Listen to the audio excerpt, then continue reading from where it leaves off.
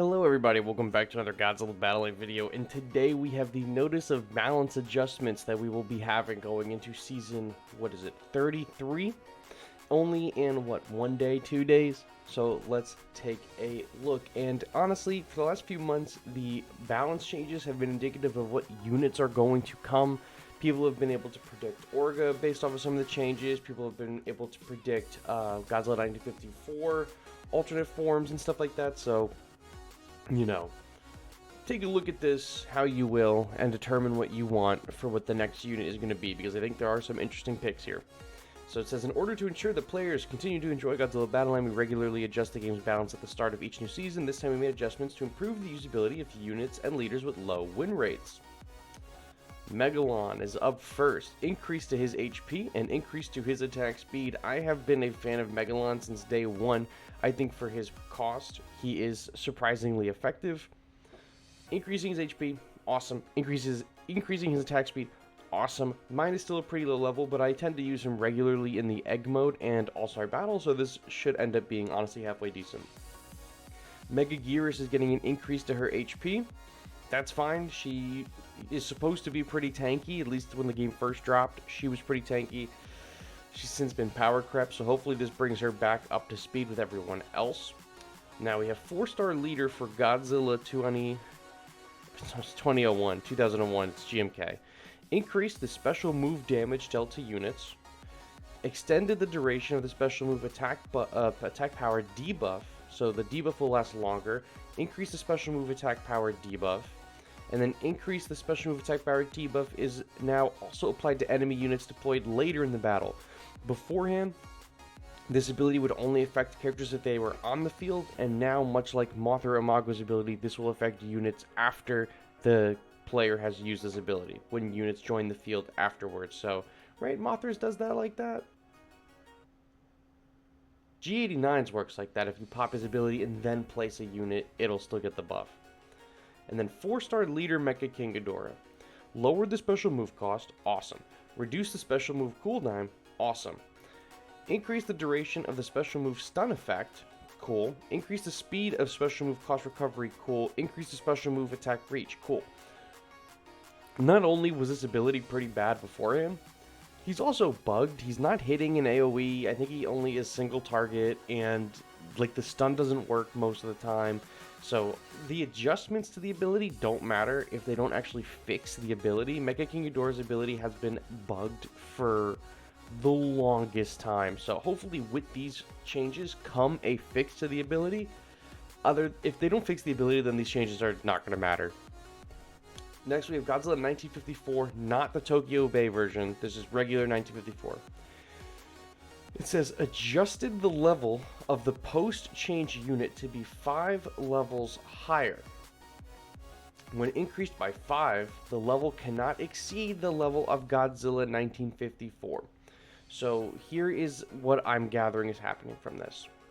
Say your Godzilla 1954 is level 10, and your Kiryu is level 5. If you pull the Kiryu from the Godzilla 1954, the Kiryu's level will also be level 10. But if your Godzilla 1954 is level 10 and your Kiryu is level 10, then the Kiryu is getting pulled out at level 10. He's not going to be a higher level than the Godzilla 1954.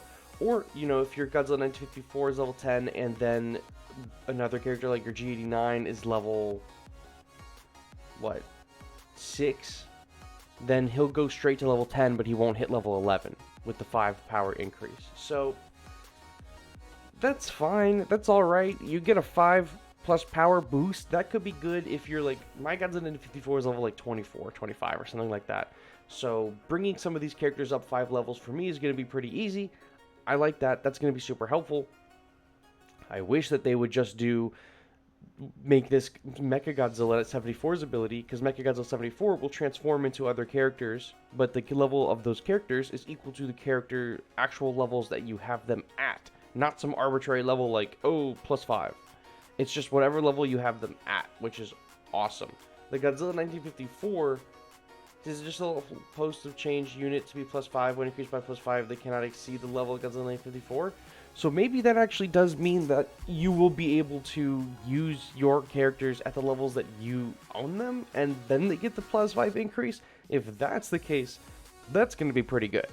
I don't know how else this would work with a +5 increase, because before they were all set to the same level as your Godzilla 1950. Or no, I'm sorry. They are pulled... I have this all backwards. Oh my gosh.